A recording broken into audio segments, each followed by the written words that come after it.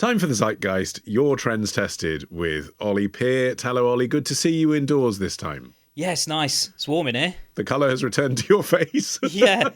God, it was so cold. Do you know what? I listened back to that the other day and I just got the memories of how cold it was. I didn't realise. My feet, when I got back in after that, honestly, you know when you've just been really, really cold for ages and then you go back into a warm environment and your appendages start like tingling, like weirdly. And I thought I was going to have to do an old Fines trick and start sawing off my toes, but I was all right in the end. It's maybe actually just a general benefit that everyone should try is record some audio of themselves in the garden in January. And then when you're depressed in February, you can re-listen to that and be like, oh no, it's a few degrees warmer than it was then. Yeah, well, if you remember, I was having a bit of a moment. So actually, I look back on that fondly. Yes, you had a sort of spiritual awakening, didn't you? I did. And I was worried that this month's trend might tip you over the edge because this is kind of an existential thing as well. So let's see what happens. Yeah. It was Manfanina in Leon-C who challenged you to get your genome sequenced. Now, first of all, basics. What is genome sequencing? Genome sequencing is something that I have had done before on this podcast, and we mentioned it in the last episode, which is you spit in a tube, you send it off in the post, and they basically sequence all your DNA. And the idea, but that was for ancestry reasons. No, that was for family history reasons. Yes, this is for medical reasons, right? It is, but it's principally the same. Same test. Okay. It's a very similar test, yeah. So there is one big company that offer this genome sequencing, a company called Color, which is spelt in the American way, so without the U, so incorrectly actually in my opinion, but whatever. And they offer what's called clinical grade genetic testing, so that they can then determine whether or not you have certain genetic anomalies, I suppose, that mean you're more prone to certain diseases. That's basically the principle. But 23andMe, it is basically the same. So I have had my genome sequenced before. And is it something that you should be doing regularly? Because your genes don't change, right? Yeah, you only need to sequence your genome once. Why? Why do you need to do it? What's the benefit? Look, here this is where the actual genome sequencing thing for me started to sort of unfurl a little bit, because I did want to determine what was different from Color and 23andMe and to see what actual additional benefit I would get from it. And it led me down a path to speaking with Molly Guinness, who is a radio producer, and she had an article that she'd written in the Times where she spoke about being diagnosed with colon cancer at the age of 38. Right. And the reason I bring this up is because in the article she talks about how she was really fit and healthy. She's like, eating well. She wasn't like overweight or anything like that. Everything was fine. And then at the age of 38, diagnosed with colon cancer. And actually, I was chatting to her about this and her diagnosis. She was like, do you know what? I was really lucky, because if at the age of 38 I went along to a doctor with the symptoms that I had, they would likely pass it off for something that was sort of like a gut issue, something like IBS or something like that. Whereas my doctor actually thought, do you know what, let's do further investigations in the colonoscopy. And that's where they found a 4-centimetre tumour on her colon. Wow. And they caught it really early. And we then started talking about the test stuff. Now, in that article, she brought up Color. And what she wanted to work out is whether or not she had a genetic predisposition towards colon cancer. Yeah. And if so, could she identify that and then maybe let her siblings know and that kind of thing? Right. She sent off the test. She had to do this 3 times. This involved, for her, it was like spitting in a tube. She had to do it because Color are based in the United States. And when she took them to you can get those DHL drop-off box things. They're like little holes in the wall and those kind of things. She went along to that. That's where she posted it. And it got sent back to her because of customs for some reason. But she found if you organise a courier to come and pick it up, you don't have the customs issues. She doesn't know why, but that's the advice if you're going to use this service. Don't use the Dropbox. Anyway, it came back, nothing untoward. So there's no problem. So she doesn't know. So from this genomic sequencing, she has absolutely no idea what caused her colon cancer. Okay, but if it had been something that was in her genes, if she did have a predisposition to it, this genome sequencing test that costs $300, that would have revealed that, would it? Because that's a huge change, isn't it? How much did those tests used to cost? I mean, you're talking thousands at that sort of like clinical level. It's like $20,000, not even that long ago, sort of like 10 years ago or so. Now it's $300. And what differs from Color compared to 23andMe is Color, they do have this sort of medical leaning where they will sort of support you throughout it all with a physician that you can kind of contact. So they will sort of take you through your results and that kind of thing. Whereas 23andMe are like, spit in a tube and we'll send you your results back. And we'll tell you if you're related to Henry VIII. Yeah, but they do also have certain health traits there now. Because they've already sequenced your genome, over the years, 23andMe have actually updated the data that you get within the app. And I actually checked mine today just to sort of check what had changed. And no, it's such a ludicrous concept, isn't it? Not what had changed within me, obviously. No, how the technology had changed how your genome is exactly. interpreted. Yeah, how they interpret that data. And sure enough, there were one or two sort of like health things that hadn't come up before, which came up this time. And you can also pay extra now, because of course you can, for the premium account, which I haven't done, which will tell you some genetic predispositions to certain other ailments. Okay. Are you still 1% Ashkenazi Jewish? No, that's gone. Really? Has it gone from your profile? I know. It's just completely gone. That's interesting, because I thought that sounded like it was in the margin of error. I thought we had nothing in common. I do have more of a spread of like European nations though. Like I think before I was basically a gammon. I mean, that is fascinating that you can do these tests of your own volition that would have required a medic to intervene at expensive cost. What else can you do to sort of give yourself a health MOT? Well, also in chatting to Molly, she mentioned another company called Selph, who are based in the UK. It's spelled SELPH, and that's a company that offer... It's also the incorrect way, may I say. It is the incorrect way. It's harder to get the keywords, though, isn't it? So fair enough. We all understand how it happens. But they offer loads of different tests, and I mean, like you can get like celiac testing, gut bacteria worm testing, you can get, you know, blood tests, poo tests, the whole lot, right? And because Molly mentioned them, I thought, you know what, I will reach out to these guys and kind of, you know, what else do I need to get tested? I've already had my genome done, so what else can I do to see if there's something within my health that I need to kind of be paying attention to that otherwise I wouldn't know about? And did they tell you that there are particular things that, you know, a white man coming up to 40 living in England needs to worry about? Yeah, it was a really interesting chat, actually. So I spoke with Alistair and Claire. So it's a husband and wife team that run this company. They're both were GPs working in the NHS, and they realised that one of the issues that the NHS has is with testing. So we'll be familiar with some of the testing and screening services that the NHS offer, which particularly at a certain age, 50 plus, you'll start to see more of. One of those is what's called a Q-fit test. A Q-fit test is basically testing for bowel cancer. You get a little stick sent to you in the post. You take a crap and you put the stick in, send it back in the post, and then they'll tell you whether or not you have bowel cancer or not.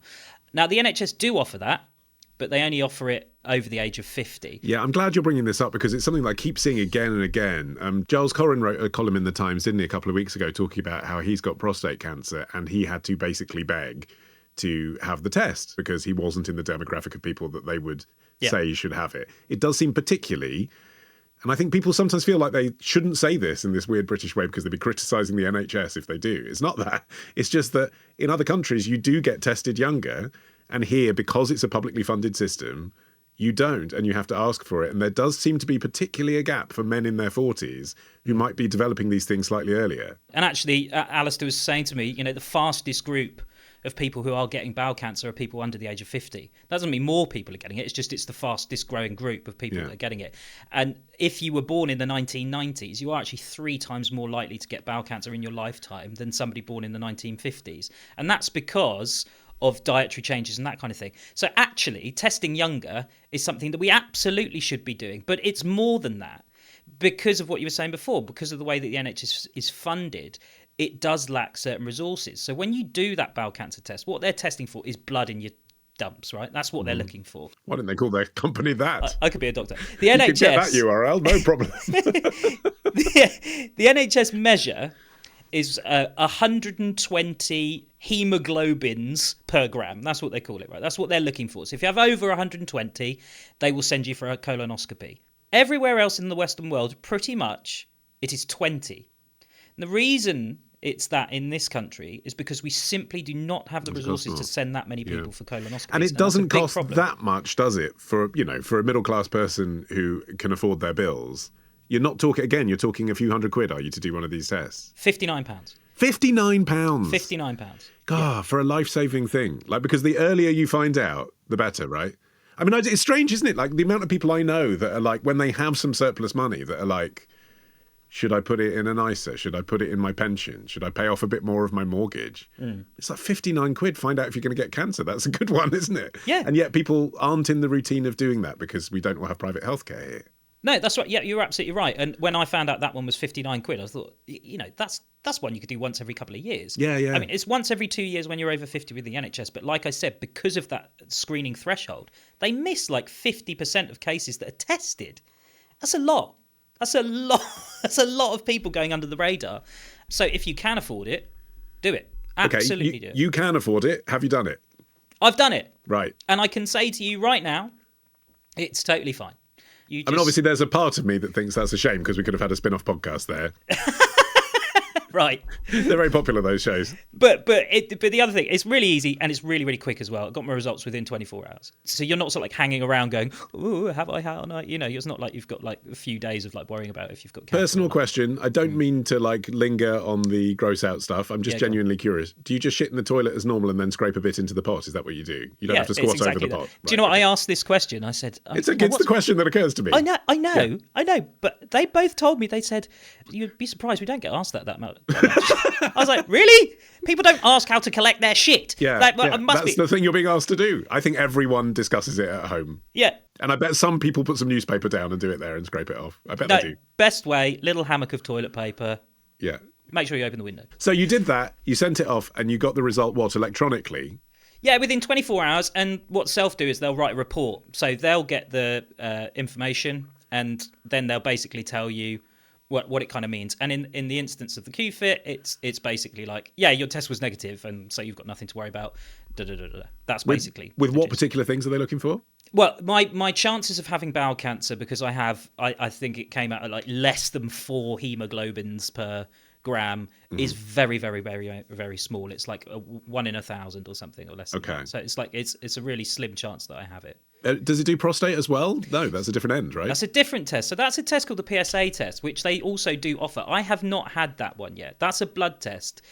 What's interesting about the PSA test and prostate testing in general, and I did speak to them both about this, is there is this assumption that you have to go and a doctor sticks a finger up your ass. That does not need to happen. So if that is putting you off from getting a PSA test, don't let it. And actually, Sir Chris Hoy was talking about this. He's got terminal prostate cancer. What is he? He's in his late 40s. He's got 2 to 4 years left to live. But now he's sort of encouraging as many people as he knows to get PSA tests because they should. And one of his friends went to a doctor, asked for a PSA test. They wouldn't give it to him. So he got it private, or at least pushed to get one, ended up getting the test, and he had prostate cancer. But they caught it early. And this is the thing. It's about catching it early when you're not symptomatic.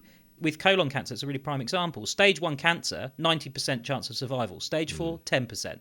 Like catching it early is absolutely vital, and that's where worth 59 quid. Yeah, absolutely. You've convinced me. But it is genuinely a trend that I keep seeing. Like, and maybe it's because I'm that age, but that is what so many of my friends are now saying to me: is I'm going to pay to get this test, and I don't remember people saying that before. Like, you either have private insurance or you don't, but you don't pay for extra tests. Well, that's it. And I think what's happened is that the ease at which you can get hold of these things and how simple it is to sort of do them has moved on so far. It's so accessible now, not just in terms of price, but just in terms of like how the tests are actually conducted. But one of the things that Alistair did point out was that the tests that people think they should get done doesn't necessarily marry up with the tests that you should be doing. Yeah. So one of their most popular tests is like testing for things like celiac disease and that's the kind of stuff. And he's like, well, really? That's not going to help you all that much. I said, okay, what test is going to help? Well, that's one you can test by just eating a slice of cake and finding out if you have a reaction, isn't it? Yeah, exactly. Yeah, go and eat some cake. So the test that he was like, you absolutely should do this and you should have this every single year and you should be doing this from your 20s. Oh, blimey. Is a general health blood test. And this basically is testing your metabolic health. So it's looking at everything within inside your body and any kind of issues that you may well have with your organs and that kind of stuff. He basically organised one of these for me, adding in a whole load of different other things to test me for, including uric acid, which is associated with gout and things like that. Yes. Fasting insulin, blood levels. Yeah, so this is, you can find out if you've got high cholesterol. Testosterone, cholesterol, all of that kind of stuff.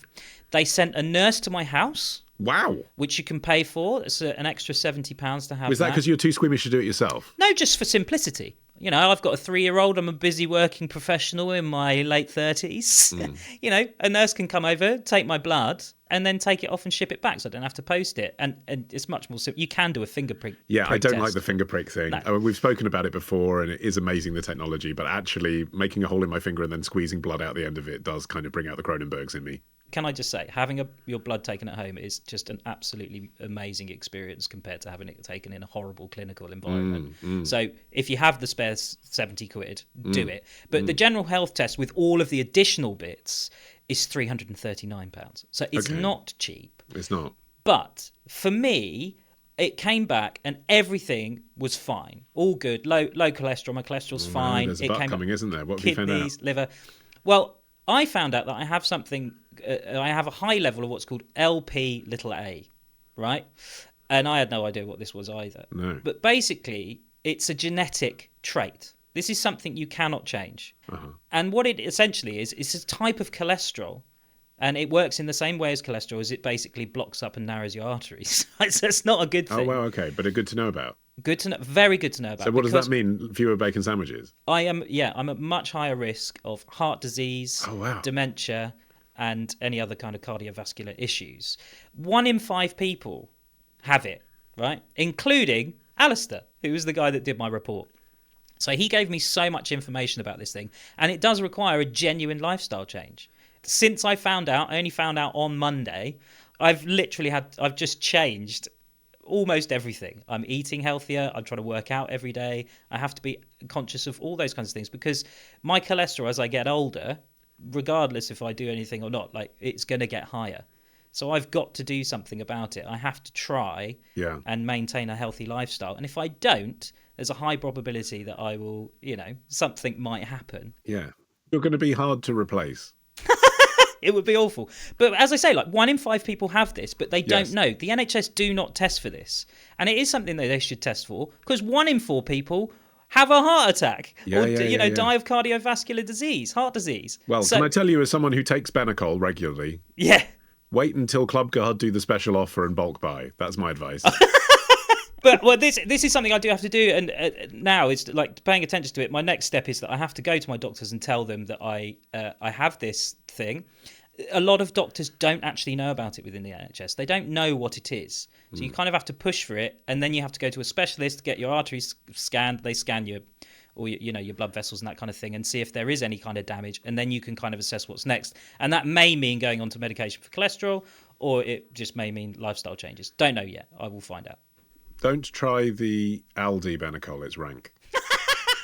The little one is okay. Yeah, it sticks to the bottom of the bottle, is my experience. Yeah, I need nothing sticking. That's basically that's what I need. Nothing sticking inside me. Well, this may turn out to be the most significant challenge that we've ever set you, Ollie. You've not made a lot of money out of doing this show, but you may live some extra years now as a result of having been our Zeitgeist journalist. Yeah, and I don't want to get deep like in the last episode, but in all seriousness, I think the one thing that's come out of it is, look, if you can afford to test, do it. Yeah. Just do it. I'm going to do it. Even if I can't afford to do them all at once. Like, it's the kind of thing where I could do 1 a year for the next 3 years and probably not notice that much, right? Yeah, it's not big money. Just a note on the LPA stuff, because it is 1 in 5 people. You only need to take that test once because it's genetic. So it costs a little bit more initially, but that will not change. So you take that once and then I'm going to become an advocate for this now. People must know.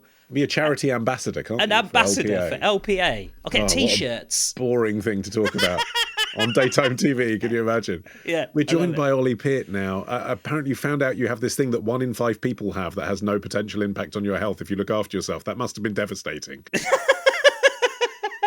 I can hear the chat already. No, it has. It does. You represent, Ollie. You do you. Would you like to know what your challenge for March is going to be? Eat cheese! Yeah.